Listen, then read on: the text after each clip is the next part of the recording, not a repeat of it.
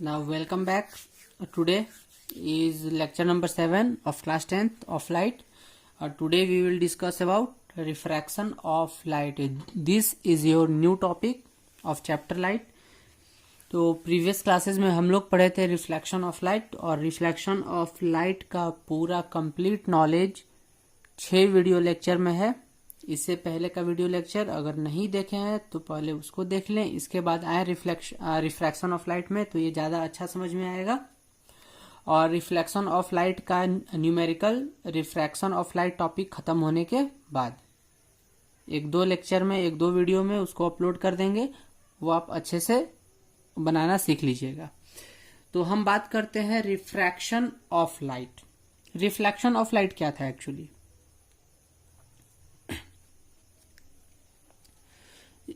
जब लाइट रे किसी प्लेन सरफेस पे, ये प्लेन सरफेस है, और लाइट रे जब प्लेन सरफेस पे फॉल करता था तो ये उसी मीडियम में वापस रिफ्लेक्ट हो जाता था। तो बेंडिंग बैक ऑफ या फिर bouncing back of light into the same medium is called reflection. But refraction क्या है? तो रिफ्रैक्शन में लाइट जो है एक मीडियम से दूसरे मीडियम में जाता है और वो बेंड करता है। तो यहाँ पे मीडियम कहने का सेंस समझिए। सपोज कीजिए कि ये आपका ग्लास है, ये आपका ग्लास है और ये आपका एयर है। तो ये आपका दो अलग अलग मीडियम हो गया। तो लाइट एयर से ग्लास में इंटर करेगा, तो इन द सेंस ये एक मीडियम से दूसरे मीडियम में ट्रेवल करेगा। तो जब लाइट रे एक मीडियम से दूसरे मीडियम में ट्रेवल करता है तो वो बेंड कर जाता है। This process is called refraction of light. तो सपोज कीजिए कि ये एयर है और ये ग्लास है, या फिर वाटर आप सपोज कर सकते हैं।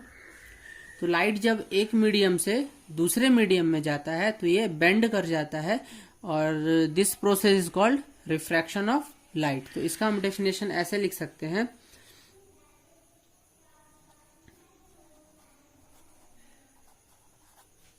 bending of light when it goes from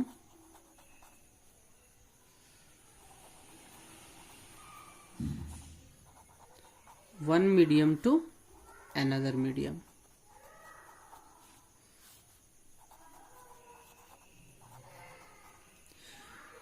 तो ये हो गया आपका डेफिनेशन रिफ्रैक्शन ऑफ लाइट का। The bending of light when it goes from one medium to another medium is called refraction of light. अब हम बात करते हैं मीडियम का।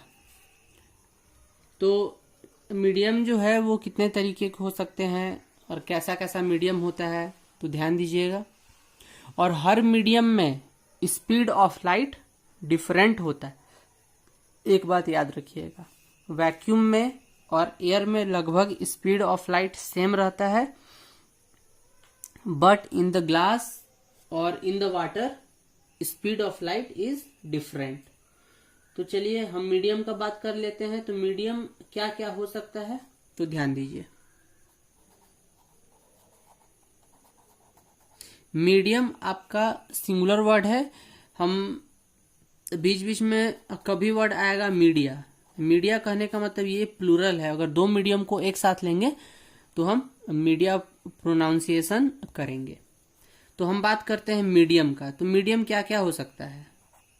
तो मीडियम में वैक्यूम या फिर एयर आ सकता है, या तो ग्लास आ सकता है, या तो वाटर आ सकता है।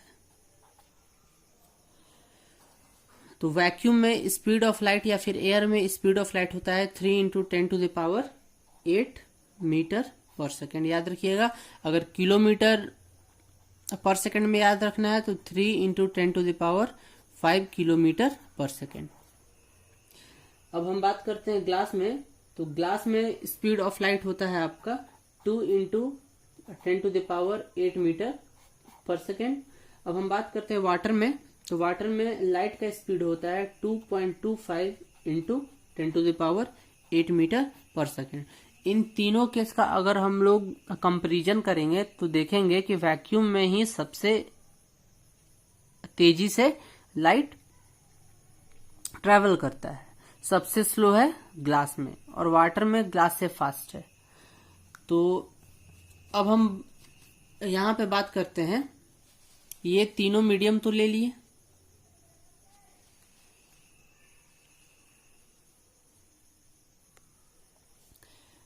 तो ये तीनों मीडियम किस कैटेगरी में आएंगे अब ये समझते हैं। तो जनरली दो तरह के मीडियम का कॉम्बिनेशन लिया जाता है। अगर हम लोग सपोज करते हैं कि एक लिए एयर और एक लिए ग्लास, ठीक, या तो हम ले लिए एयर और वाटर, या तो हम ले सकते हैं एयर या फिर इसके साथ वैक्यूम भी ले सकते हैं, वैक्यूम ग्लास और एयर ग्लास, या फिर वैक्यूम वाटर या फिर एयर वाटर, या फिर हम लोग वैक्यूम और एयर का कॉम्बिनेशन ले सकते हैं। तो एक ये कॉम्बिनेशन हुआ, एक ये कॉम्बिनेशन हुआ और एक ये कॉम्बिनेशन। तो जनरली इस केस में जो कम डेंस रहेगा, जिसका डेंसिटी कम रहेगा, वो आपका रेयरर मीडियम कहलाता है। तो देखिए, अगर हम लोग इन दोनों का कंपैरिजन ग्लास से करते हैं तो ये कम डेंस है और ये ज्यादा डेंस है ना। इसमें मॉलिक्यूल्स जो है वो बिल्कुल पास पास है, तो ये इसका डेंसिटी ज्यादा हुआ और इसका डेंसिटी कम हुआ। तो जनरली इन सभी का डेंसिटी कम रहता है इन सभी से, अगर इन दोनों का कॉम्बिनेशन लिया जाए तो इस केस में जिसका डेंसिटी कम रहेगा वो कहलाएगा रेयरर मीडियम, और जिसका डेंसिटी ज्यादा रहेगा वो कहलाएगा डेंसर मीडियम। अब जैसे कि यहाँ हम एक एग्जांपल लिए थे, एयर से लाइट ग्लास में जा रहा है, तो एयर आपका रेयरर मीडियम हो गया, जबकि ग्लास आपका डेंसर मीडियम, क्योंकि एयर का डेंसिटी कम है और ग्लास का डेंसिटी ज्यादा है। तो आप इसका स्क्रीनशॉट ले सकते हैं, और ये बहुत इंपॉर्टेंट है और बहुत हेल्प करेगा आगे के स्टडीज में। अब यहाँ पे हम एक टॉपिक का डिस्कस करेंगे, जो टॉपिक है कि what is the cause of refraction. Refraction आखिर क्यों होता है, लाइट रे क्यों बेंड हो जाता है। तो इसके पीछे का रीजन है speed of light in different mediums, क्योंकि डिफरेंट डिफरेंट मीडियम में जब लाइट ट्रेवल करता है तो उसका स्पीड भी अलग अलग रहता है। अब जैसे कि यहाँ पे हम बात करते हैं, ये आपका एयर है और ये आपका ग्लास है, ऐसा सपोज कर लीजिए। तो एक यहाँ हम लिए हैं बीम ऑफ लाइट, तो ये जब बीम ऑफ लाइट एयर से ग्लास में जाएगा तो ये बेंड कर जाएगा, है ना। एयर से ग्लास में जाएगा तो ये बेंड कर जाएगा। इसके पीछे रीजन है different speed of light in different medium, ठीक। अब यहां पे अगर डिफरेंट स्पीड है तो इससे रिफ्रैक्शन कैसे होता है। अब देखिए, अब जैसे कि लाइट का ये बीम है और लाइट के पास छोटे छोटे पार्टिकल्स होते हैं जो कि हमेशा स्ट्रेट लाइन में ही चलते हैं, है ना। कुछ इस तरीके से आप सपोज कर लेते हैं, इस तरीके से आप सपोज कर लीजिए, इस तरीके से ये लाइट का जो पार्टिकल है वो सेम तरीके से ट्रेवल कर रहा है ना। अब पहले यहाँ का जो पार्टिकल था वो एक साथ यहाँ आया, फिर आगे बढ़ा, फिर आगे बढ़ा, फिर ऐसे करके आगे बढ़ रहा है। तो अब जैसे ही अब जब लाइट कुछ एंगल से आ रहा है तो सबसे पहले एक मिनट, एक और डायग्राम बनाना होगा। ये डायग्राम थोड़ा मिस्टेक हो गया इसमें।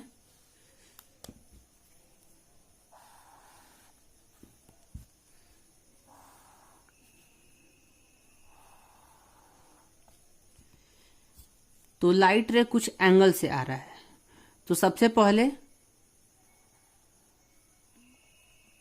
सपोज करते हैं यहाँ पे बहुत सारा पार्टिकल है लाइट का, टाइम के साथ ये आगे बढ़ा, फिर और आगे बढ़ा और आगे बढ़ा और आगे बढ़ा, फिर इस तरीके से करके ये आगे बढ़ा।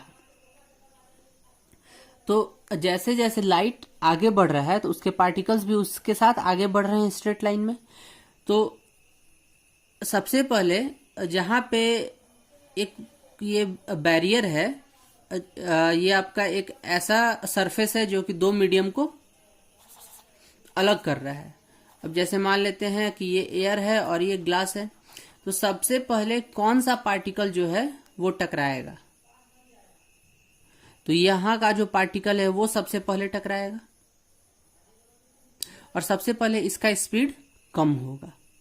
तो इसका स्पीड कम हुआ तो ये अपना स्पीड स्लो हो गया, इसका स्पीड। लेकिन अभी तक यहाँ का जो पार्टिकल्स था वो अभी तक बाहर ही है, तो इसका स्पीड तो speed of light in air के बराबर रहेगा। तो ये तेजी से आएगा। जब ये यहाँ पे टकराएगा तो जब ये इस मीडियम में इंटर करेगा ये पार्टिकल, तो उसका स्पीड भी यहां से स्लो हो जाएगा। तो इसीलिए लाइट का स्पीड जो है वो स्लो हो जाता है और इसका पार्टिकल जो है वो स्लोली मूव करने लगता है। तो लाइट रे जो है वो बेंड हो जाता है इस तरीके से। एक बार फिर से, अब सपोज कर लेते हैं कि यहाँ पे लाइट का बहुत सारा पार्टिकल्स है, ठीक है।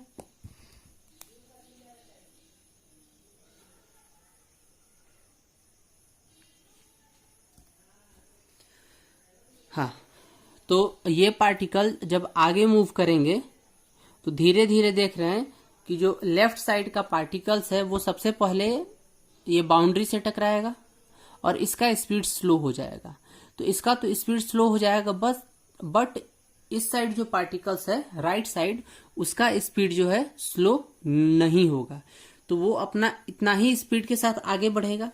तो जैसे ही ये आगे बढ़ा और यहाँ का पार्टिकल जब यहाँ पहुंचा, इस मीडियम में इंटर करेगा, तो इंटर करने के बाद इसका स्पीड भी स्लो हो जाएगा और ओवरऑल ये जो बीम ऑफ लाइट है वो इस तरीके से बेंड हो जाएगा और फिर ये इस तरीके से ट्रैवल करने लगेगा।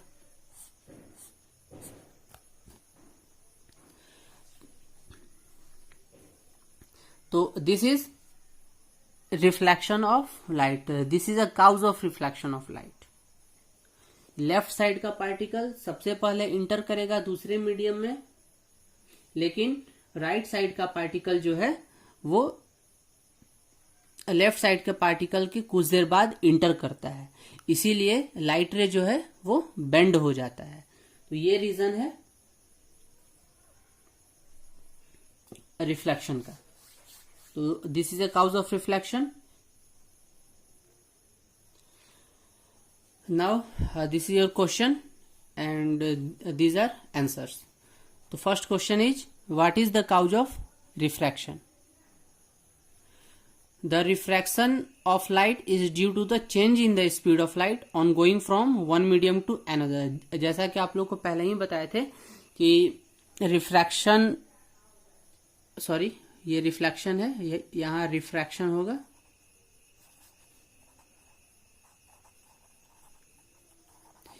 Refraction of light due to the change in speed of light. अब जैसा कि आपको हम बताए थे कि लाइट का स्पीड जो है जब एक मीडियम से ये दूसरे मीडियम में जाता है तो चेंज हो जाता है, इसी की वजह से रिफ्रैक्शन होता है।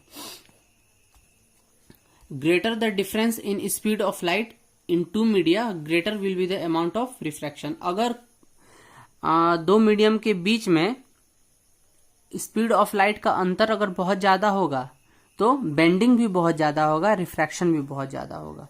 अब यहाँ पे नेक्स्ट क्वेश्चन है कि why a change in speed of light causes refraction of a light. मतलब स्पीड चेंज होने के वजह से रिफ्रैक्शन क्यों होता है? तो इसके पीछे का रीजन देखिए, the fact that speed of light wave on one side of a beam of A light changes a little before change in speed of light wave on the other side. तो कहने का ये sense है कि एक side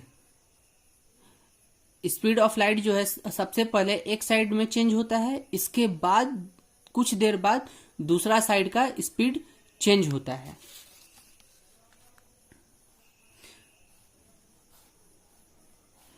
causes a change in the direction of light, इसी वजह से डायरेक्शन चेंज हो जाता है। तो light wave travel faster in air but slow in glass. तो ये पहले ही आपको बताया है कि एयर में लाइट का स्पीड होता है 3 × 10⁸ मीटर पर सेकेंड, और जबकि ग्लास में इसका स्पीड होता है 2 × 10⁸ मीटर पर second. Since the speed of left side of beam of A light is reduce a little before it's right side. तो लेफ्ट साइड का जो बीम है, बीम ऑफ लाइट है, उसका स्पीड जो है सबसे पहले कम होता है, इसके बाद राइट साइड का स्पीड आपका कम होता है। Therefore direction of light changes, इसीलिए लाइट का डायरेक्शन चेंज हो जाता है। अब यहां पे हम पढ़ेंगे ग्लास स्लैब से रिफ्रैक्शन कैसे होता है। Now the next topic is refraction through glass slab. तो ग्लास स्लैब से रिफ्रैक्शन कैसे होता है, यहाँ पे आपका ग्लास स्लैब है। ग्लास स्लैब होता है क्या है, एक रेक्टेंगुलर पीस ऑफ ग्लास होता है जो कि थोड़ा थिक होता है। एक तरह से हम मान सकते हैं ये क्यूबॉइड है, इसका थिकनेस जो है वो कम रहता है। तो ये आपका रेक्टेंगुलर ग्लास स्लैब है। तो अगर कुछ एंगल पे लाइट रे आता है, अब ये आपका एयर है, ये आपका मीडियम जो है वो एयर है, और ये आपका ग्लास है, और ये फिर से एयर आया। तो ये एयर जो है वो आपका रेयरर मीडियम हुआ, और ये जो ग्लास है आपका डेंसर मीडियम हुआ, और फिर से एयर आया तो फिर से रेयरर मीडियम हुआ। तो जब भी लाइट रे रेयरर से डेंसर मीडियम में इंटर करेगा तो वो बेंड करेगा, क्योंकि मीडियम चेंज हो रहा है। तो लाइट रे जब डेंसर से रेयरर या फिर रेयरर से डेंसर इंटर करेगा तो डायरेक्शन इसका चेंज होगा, लाइट रे बेंड करेगा। तो जब लाइट रे यहां स्ट्राइक किया तो ये थोड़ा बेंड हो गया, और क्योंकि लाइट रे रेयरर से डेंसर में गया। अब जिस पॉइंट पे ये इंसिडेंट रे स्ट्राइक करेगा, वहां से ये सरफेस, ग्लास स्लैब का सरफेस से परपेंडिकुलर एक लाइन रहेगा जिसको नॉर्मल बोलते हैं। तो अब यहां पे ये लाइट रे रिफ्रैक्ट किया, और फिर ये सरफेस से टकराएगा, और फिर ये एयर में फिर से वापस चला जाएगा। तो जब लाइट रे एक मीडियम से दूसरे मीडियम में जाएगा तो फिर से ये बेंड करेगा। तो जब लाइट रे दोबारा रिफ्रैक्ट करे तो इस लाइट रे को बोलते हैं इमर्जेंट रे, याद रखिएगा। तो अब इसका कुछ कुछ हम लोग पार्ट्स पढ़ लेते हैं। तो नॉर्मल और इंसिडेंट रे के बीच का एंगल हो गया एंगल ऑफ इंसिडेंस। नॉर्मल और रिफ्रैक्टेड रे के बीच का एंगल हो गया एंगल ऑफ रिफ्रैक्शन। और ये आपका इमर्जेंट रे है, तो नॉर्मल और इमर्जेंट रे के बीच का एंगल हो गया एंगल ऑफ इमर्जेंस। अब ये जो एंगल है ये क्या है, तो ये एंगल जो है इस एंगल के बराबर रहेगा, क्योंकि देखिए ये लाइन और ये लाइन आपका पैरेलल होगा, क्योंकि ये 90 डिग्री के एंगल पे है, ये भी 90 डिग्री के एंगल पे है। तो alternate angle are equal, so this angle is equal to this angle is equal to this angle. तो ये जितना एंगल रहेगा आर, उतना ही ये भी रहेगा। तो अब देखिए रिफ्रैक्शन के केस में कभी एंगल ऑफ इंसिडेंस और एंगल ऑफ रिफ्रैक्शन इक्वल नहीं हो सकता। तो याद रखिएगा, वो केवल रिफ्लेक्शन के केस में होता है, रिफ्रैक्शन के केस में नहीं होता। तो अब यहां पे अब देखिए इंसिडेंट रे का एक्चुअल डायरेक्शन ये था। इंसिडेंट रे को एक्चुअली इस डायरेक्शन में जाना चाहिए था, लेकिन ये अपना पाथ को चेंज कर लिया, और जब ये ग्लास स्लैब से होते हुए बाहर निकल रहा है तो ये यहां से निकल रहा है, और जबकि इसको जाना चाहिए था यहां से। तो ये इंसिडेंट रे जो अपना पाथ चेंज किया और ये डिस्प्लेस हुआ, इस डिस्टेंस को बोला जाता है लैटरल डिस्प्लेसमेंट। और ये प्रोसेस को बोला जाता है lateral shift.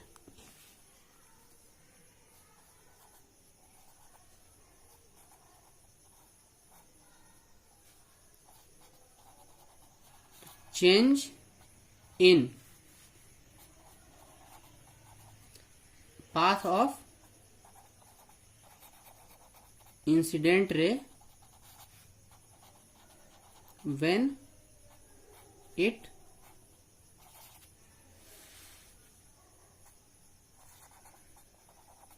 enters into glass slab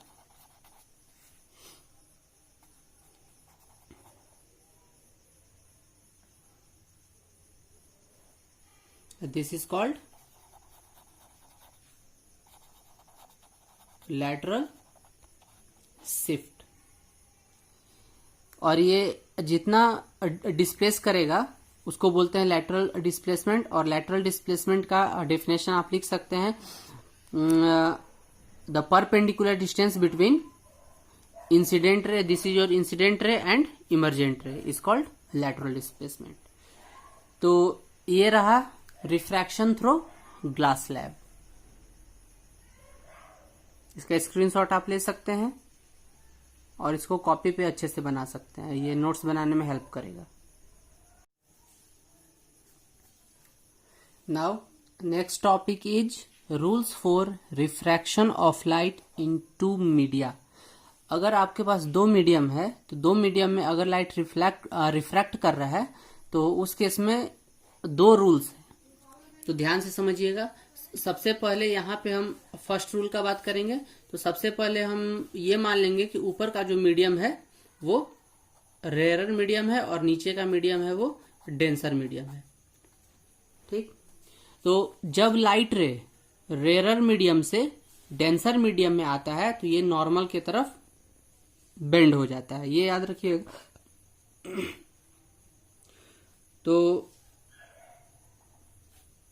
ये आपका पॉइंट ऑफ इंसिडेंस है। तो जब लाइट रे रेयरर मीडियम से डेंसर मीडियम में जाता है तो इस पॉइंट से एक नॉर्मल हम बना देते हैं सबसे पहले। तो ये लाइट रे नॉर्मल की तरफ बेंड हो जाता है। When light ray goes from rarer medium to denser medium it bends toward normal. तो याद रखिएगा, toward normal. When light ray goes from rarer medium to denser medium, it bends toward normal। ये normal की तरफ झुक जाता है। अब यहाँ पे हम सबसे पहले मान लेते हैं डेंसर मीडियम, इसके बाद मान लेते हैं रेयरर मीडियम।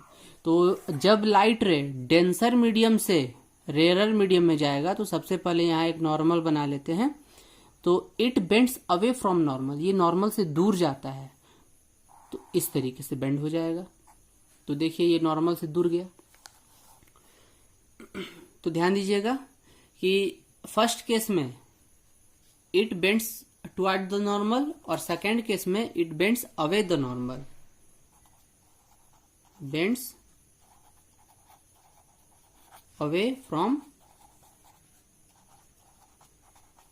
नॉर्मल। तो स्टार्टिंग केस में जब लाइट रे रेयरर से डेंसर में गया तो ये नॉर्मल की तरफ झुक गया। इसका मतलब कि एंगल ऑफ इंसिडेंस आपका बड़ा हो जाएगा एंगल ऑफ रिफ्लेक्शन से। इस केस में I is greater than R। और जब लाइट रे डेंसर से रेयरर में जा रहा है तो ये नॉर्मल से दूर जा रहा है, मतलब ये एंगल आपका बढ़ जा रहा है। अगर ये एंगल ऑफ इंसिडेंस है तो ये हो जाएगा एंगल ऑफ रिफ्रैक्शन। इस केस में I is smaller than R। तो अब हम फिर से एक बार डिस्कस करते हैं ग्लास स्लैब का केस।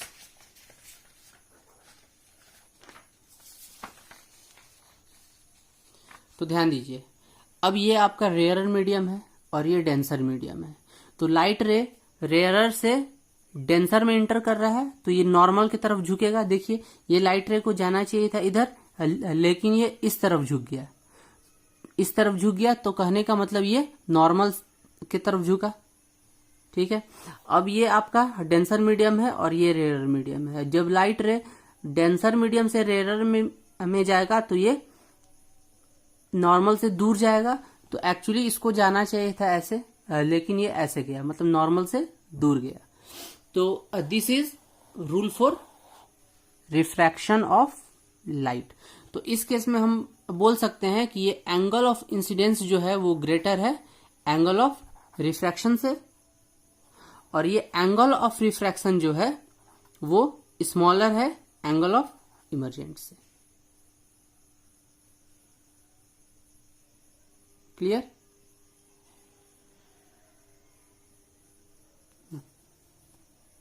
अब एक और केस है रिफ्रैक्शन का कि अगर कोई भी लाइट कुछ एंगल से नहीं बल्कि परपेंडिकुलर, कहने का मतलब 90 डिग्री के एंगल से आए, तो उस केस में यहां पे कोई बेंडिंग नहीं होगा, ये सीधा इसी डायरेक्शन में फ्लो कर जाएगा लाइट, मतलब कि ट्रेवल करेगा स्ट्रेट। यहाँ पे कोई रिफ्रैक्शन नहीं होगा, ये कोई बेंडिंग नहीं होगा।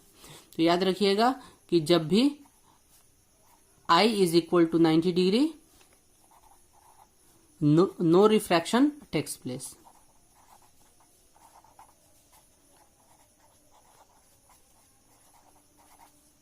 रिफ्रैक्शन नहीं होगा। स्पीड ऑफ लाइट स्लो हो जाएगा लेकिन रिफ्रैक्शन बिल्कुल नहीं होगा। तो अब हम बात करते हैं effect of refraction of light. तो रिफ्रैक्शन ऑफ लाइट का क्या क्या इफेक्ट है हमारे डेली लाइफ पे।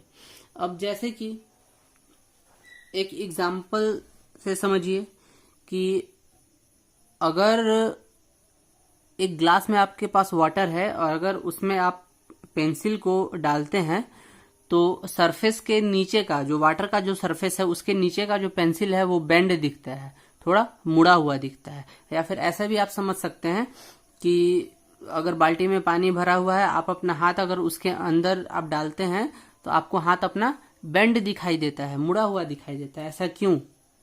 This is due to refraction of light. तो ये आपका रिफ्रैक्शन ऑफ लाइट के ही वजह से है। ये एक एग्जांपल है। या फिर ऐसा भी होता है कि नदी का पानी आप अगर देखते होंगे तो वो उतना गहरा नहीं लगता, जब पानी में उतरते हैं तो वो एक्चुअल डेप्थ का हम लोग को पता चलता है। तो यहाँ पे हम आप लोग को डायग्राम से समझाएंगे। तो यहाँ पे फर्स्ट एग्जांपल है, और stick partly immersed in water appears to be bend at water surface. तो अगर कोई लकड़ी को, स्टिक को हम वाटर में अगर डुबोते हैं तो वो वाटर सरफेस के पास से बेंड क्यों दिखाई देता है, इसके पीछे कारण क्या है? तो इसके पीछे यही कारण है, रिफ्रैक्शन ऑफ लाइट। तो यहां आप लोग डायग्राम से समझिए।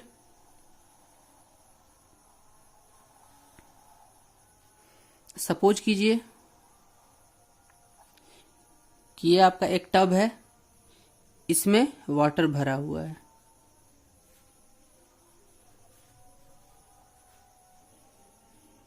वाटर भरा हुआ है और यहां से हम लोग देख रहे हैं। तो आपके पास एक स्टिक है, ये स्टिक आपका स्ट्रेट है, ये पानी के अंदर गया, स्टिक आपका स्ट्रेट है।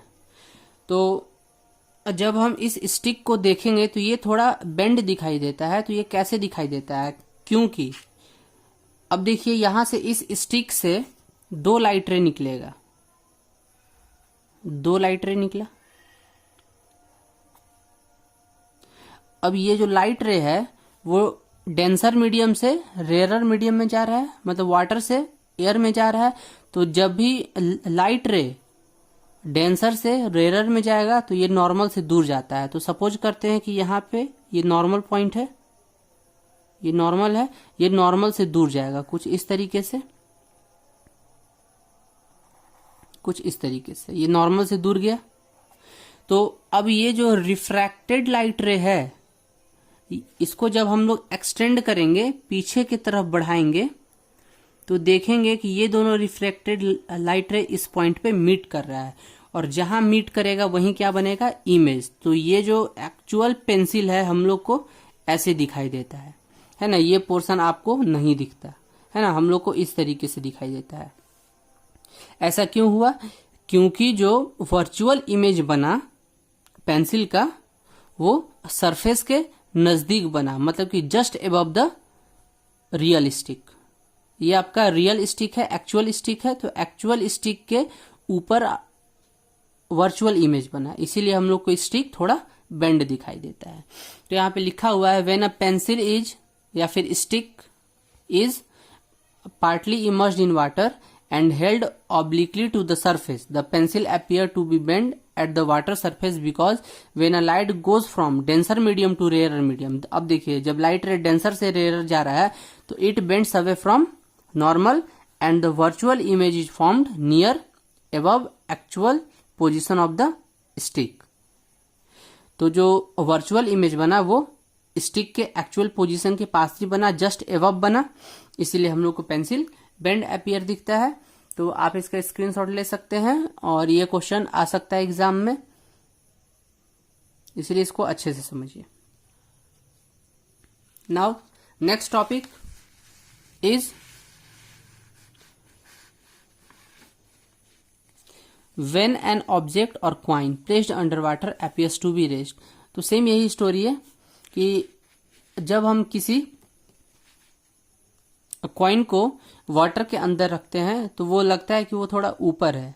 वो क्यों ऊपर है, कैसे ऊपर है, इसके पीछे का रीजन देखिए। सपोज करते हैं कि ये आपका एक कंटेनर है, इसमें ओरिजिनल एक मतलब कॉइन रखा हुआ है यहाँ पे, ठीक है। तो अगर हम इसमें पानी नहीं भरते हैं तो ये कॉइन आपको यहीं दिखेगा। अगर सपोज कीजिए इन द केस अगर आप इसमें वाटर भर दिए तो इस केस में आपको जो कॉइन है वो थोड़ा ऊपर दिखेगा, यहां दिखेगा। अब ऐसा कैसे दिखता है, तो सपोज कीजिए कि यहाँ पे एक आई है जहां से हम लोग एग्जामिन कर रहे हैं, और ये कॉइन से 2 लाइट रे निकलेगा, ये कॉइन से 2 लाइट रे निकलेगा। ऐसा हम सपोज करते हैं कि 2 लाइट रे निकलेगा। जब लाइट रे डेंसर से रेयर मीडियम में जाता है तो ये नॉर्मल से दूर जाता है, तो ये हम सपोज कर लेते हैं नॉर्मल है, तो ये नॉर्मल से दूर बेंड हुआ इस तरीके से। ये आपका रिफ्रैक्टेड लाइट रे हो गया। तो अब जब रिफ्रैक्टेड लाइट रे को एक्सटेंड करेंगे तो ये यहां मीट किया, इसका मतलब कि कॉइन आपको कहां दिखेगा, यहां दिखेगा, है ना, ऊपर। क्योंकि कॉइन का जो वर्चुअल इमेज बना वो जस्ट अबव रियल इमेज बना, तो इसीलिए कॉइन जो है वो ऊपर उठा हुआ दिखता है। अब यहाँ पे इसका आंसर पढ़ लेते हैं। When the coin is under water then due to reflection of light a virtual image of coin is formed near to the water surface. जो वर्चुअल इमेज जो बना वो वाटर सरफेस के नजदीक बना। And since the virtual image of coin we see is nearer to the water surface, so the coin appears to be raised on adding water in the basin। तो अगर इसमें हम वाटर ऐड करेंगे तो आपका कॉइन जो है वो ऊपर दिखाई देगा, रेज्ड दिखाई देगा। Okay, now next topic is a pool of water appears to be less deep than it actually is. अब जैसा कि आपको बताए थे कि अगर आप नदी में जाते हैं तो वो कम गहरा दिखता है, लेकिन जब पानी में जाते हैं तो वो ज्यादा गहरा एक्चुअली हो जाता है। मतलब कि हम लोग को जो दिखाई देता है नदी का जो बेस है वो कम गहरा दिखाई देता है, लेस डीप दिखाई देता है, और जितना ये एक्चुअली होता है। इसके पीछे का कारण समझिए कि अब ये आपका एक पूल है, पूल ऑफ वाटर, एक नदी है मान लेते हैं। तो एक्चुअली इसका बेस यहां है, लेकिन हम लोग को बेस यहां दिखाई दे रहा है। क्यों? तो देखिए बेस से 2 लाइट रे निकला, ठीक। अब ये लाइट रे जब डेंसर से रेयर जाएगा तो ये नॉर्मल से दूर जाएगा। इसका नॉर्मल यहाँ है तो नॉर्मल से दूर मतलब ऐसे रिफ्रैक्ट हुआ, और ये नॉर्मल है और नॉर्मल से दूर ये ऐसे रिफ्रैक्ट हुआ। और जब इसको एक्सटेंड करेंगे पीछे की तरफ तो ये जहां रिफ्रैक्टेड लाइट रे मीट करेगा वहीं इमेज बनेगा। तो यहाँ पे इसका इमेज बना और ये आपका वर्चुअल इमेज है, तो ये बेस जो है आपको यहां दिखाई देगा। तो यही रीजन है। और ये बोलते हैं रियल डेप्थ और ये बोलते हैं अपैरेंट डेप्थ। तो जो एक्चुअल डेप्थ है वो रियल डेप्थ कहलाता है और जो एक्चुअल डेप्थ नहीं है वो अपैरेंट डेप्थ कहलाता है। तो यहाँ पे इसका आंसर पढ़ लेते हैं। When we look into a pool of water it appears to be less deeper due to refraction. Virtual image of the bottom of pool is formed near the surface of water or just above the actual position of the base as shown in the figure. So a pool of water appears to be less deep. तो इस तरीके से हम answer इसका लिख सकते हैं। अब हम बात करते हैं लॉज ऑफ रिफ्रैक्शन के बारे में। What is laws of refraction? तो जैसे कि लॉज ऑफ रिफ्रैक्शन था 2 लॉ, तो उसी तरीके से रिफ्रैक्शन का भी 2 नियम है।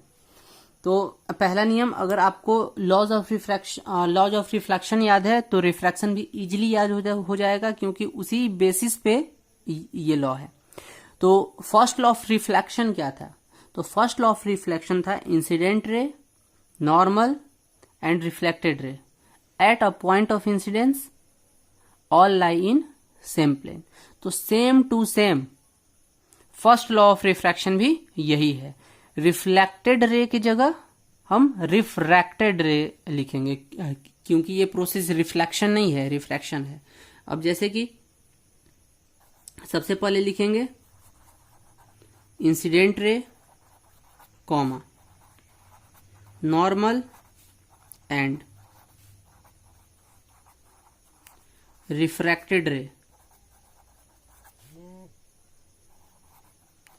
at a point of incidence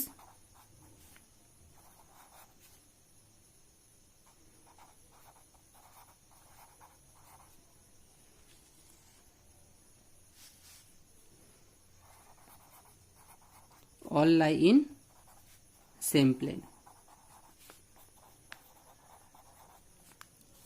अब सेकेंड लॉ ऑफ रिफ्रैक्शन बहुत ही इजी है, तो थोड़ा सा आपको याद रखना होगा।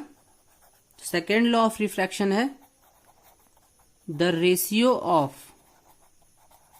Sign of angle of incidence to the sine of angle of refraction is constant. और ये सेकेंड लॉ को हम स्नेल्स लॉ भी बोलते हैं। It is also called Snell's law. ये एग्जाम में आ सकता है। तो अब ये इसका स्टेटमेंट हो गया। अब इसको मैथमेटिकली हम कैसे लिख सकते हैं? तो मैथमेटिकली लिखने के लिए हम इस तरीके से लिखते हैं, sine of angle of incidence by sine of angle of reflection is equal to constant. तो ये है आपका सेकेंड लॉ ऑफ रिफ्रैक्शन। तो आज के लिए इतना ही। अब नेक्स्ट क्लास में हम लोग पढ़ेंगे refractive index and image formation by lens. Thank you.